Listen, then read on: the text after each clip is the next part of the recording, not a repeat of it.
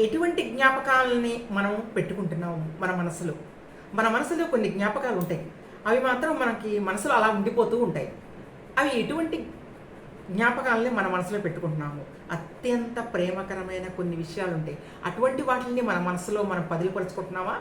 లేక అత్యంత ద్వేషకరమైన విషయాలు కొన్ని ఉంటాయన్నమాట. పగ, ద్వేషము, అటువంటి విషయాల్ని మనం మనసులో పదిలిపరుచుకుంటున్నామా? అత్యంత ప్రేమకరమైన విషయాల్ని మనం పదిలిపరుచుకున్నట్లయితే అవి మన ఆరోగ్యానికి మంచిదే. కానీ అత్యంత ద్వేషకరమైన విషయాల్ని మన హృదయంలో పదిలిపరుచుకున్నట్లయితే అవి మనకి అనారోగ్యం పాలయ్యే అవకాశం అయితే ఉంది. మన ఆరోగ్యాన్ని దెబ్బతీసే అవకాశం అయితే ఉంది. మన ద్వేషంతో మన కడుపు ఎప్పుడు రగిలిపోతూ ఉంటుందన్నమాట. ఎందుకంటే మన దగ్గర ప్రేమ లేదు కాబట్టి ద్వేషం అయితే ఉంది. ఆ ద్వేషంతో మన మనసు రగిలిపోతూ ఉండటం వల్ల మనము అనారోగ్యం పాలయ్యేది మాత్రం ఖాయం.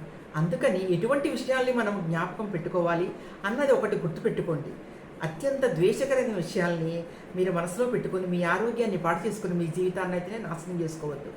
అత్యంత ప్రేమకరమైన విషయాలు ఏమైనా ఉంటే వాటిని పదిలిపరచుకోండి మీ హృదయంలో. అంతేగాని ద్వేషకరమైన విషయాలు ఉంటే మర్చిపోవటానికి ప్రయత్నించండి.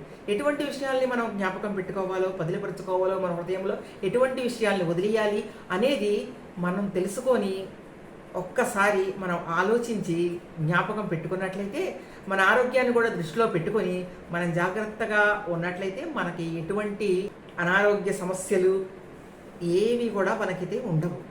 కాబట్టి ఎటువంటి విషయాల్ని మనం జ్ఞాపకం పెట్టుకోవాలో ఎటువంటి విషయాల్ని మన మనసులో పెట్టుకోకూడదో అని ఒక్కసారి ఆలోచించి మీరు డెసిషన్ తీసుకోండి.